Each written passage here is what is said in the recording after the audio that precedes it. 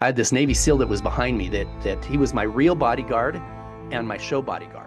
And he's like, I need to check around the restaurant, make sure we're good. And at the end, after we were debriefing, he said that picture of that little 11-year-old girl looked like my daughter at home. He said, I almost unholstered my weapon and shot him right there. But if I did, we would have lost all those other children. Were you scared at all? I mean, was this scary? And then the second question I have is, do you ever get scared now at this point, right? Because you're completely public. You're completely, you told everybody about what you've done. I mean, these guys are still somewhere. I mean, maybe some of them have been arrested, but they're still out there. So a lot of them are in prison. Well, here's this back up about one day. When I got this phone call, I'm in Atlanta, Georgia. I'm raising money for my investment fund. I'm at a 3rd-generation billionaire conference, right? And when I got the phone call saying, hey, can you be in Colombia in 2 days? I said, well, how do I need to dress? He says, you need to dress as a uber wealthy playboy interested in funding this project. And I looked down, and at the time I had $2,000 gold-studded cufflinks on, right? I had a suit that cost more than my first car, and a $50,000 watch. I'm like, oh, I think I got the outfit. He said, you need to land in Colombia dressed like that. We'll have our Navy SEALs pick you up. I'm like, great, fantastic. So next morning, boom, I grab my Gucci bag, my aviator Ray-Bans, gold, 18-karat gold ones, and I get on the plane and head down. And I wasn't flying private. I just jumped on the next one down there, and I had a layover in Bogota. And for some reason, things got messed up and they couldn't get into Colombia, into Cartagena that night. So I had to take a taxi to just go get a hotel. And I'm thinking, crap, I'm dressed like a target, And at one point in Colombia, you could pay $200 to have somebody taken out, right? So if I looked like I was worth more than that, I was in trouble. And so I walk out and I hail what I believed was a reputable taxi, and get in it. Said, take me to the Marriott. Boom. He drives, passes the Marriott. I'm like, oh, this is weird. And passes the next exit. And I'm like, oh, I says, oh, Marriott. And he goes, oh, no, hotel. I'm like, no, Marriott. 3 exits later, he takes this off ramp into a really dark, seedy area of town. I mean, we're talking prostitutes, drug dealers, thugs, big guys that are hanging out there. And he pulls up in front of this place that looked like you could rent it by the hour. He goes, hotel. I go, no, Marriott. He goes, no, hotel. This was absolutely a setup. There was no way that I was going to make it there without getting beat up. And I was like, shit, how do I deal with this, right? Do I just strangle this guy right here, take over his car? How do I do? Now, I had donated a whole bunch of money to some of the police departments back home. And as part of that, they gave me an honorary, and for some of the other work that I had been doing and helping with some takedown stuff, they gave me a badge, honorary colonel badge. Looked like a real police badge. I had it with me. I pulled it out of my bag and I showed it to him. I said, Policia Marriott ahora, right? Police Marriott now. And so he, of course, turns around and goes to Marriott. But I thought, crap, that was my first day in Colombia. Now, face to face with the traffickers the next day, now we're in a whole new level of evil. However, what's interesting, Daniel, is I thought that these guys would look like the thugs that I saw out in front of that hotel.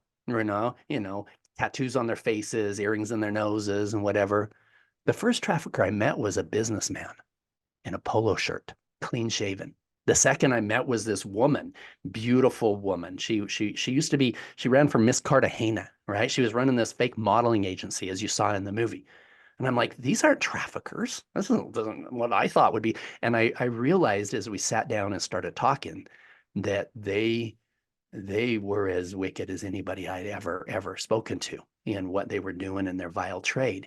And when that trafficker showed me that picture, I had this Navy SEAL that was behind me that he was my real bodyguard and my show bodyguard. And he's like, I need to check around the restaurant, make sure we're good. And at the end, after we were debriefing, he said that picture of that little 11-year-old girl looked like my daughter at home. He said, I almost unholstered my weapon and shot him right there. But if I did, we would have lost all those other children. And so, moving forward, I have a book coming out. You can go to the soundoffreedombook.com and pre-order it. It'll be coming out in about a month, that goes through the details of how dangerous some of these missions are. In fact, in the movie, the little girl wasn't at the island. They followed her into the jungle. In real life, she was there. We rescued her. The jungle was in Haiti. We weren't looking for a little girl. We were looking for a little boy. He was kidnapped in front of a church house. His father was serving as a pastor in the area. And that was a whole different team. And we took 8 different rescue missions and put them all together. Andy and I, dressed as doctors, went into that region in Haiti. And we combined that story with another one that happened in Mexico, where there was a bunch of guns involved. So a lot of everything in the movie happened, but they were multiple missions. I have led or played a key part in over 70 undercover rescue missions over a period of 10 years. They don't know what you look like by now, or do you have to put on disguises? I'm done. I'm done after I came public. I okay, all right. So these are 70 missions before you came public. So you obviously didn't come public, and then eventually, it would be unwise to do the deep cover if you have a public face. In fact, the truth is, right after that Colombia mission, the Homeland Security agent that 𝐓𝐘𝐒 plays part of, he wanted to be on CNN, ABC. He wanted to be the face of anti-child trafficking, and he was already fairly public with a lot of things. And so the rest of us who were doing the deep cover, we removed all access to any of us online. Even my appearance on my own webpage for Bridge, we took all of that down completely.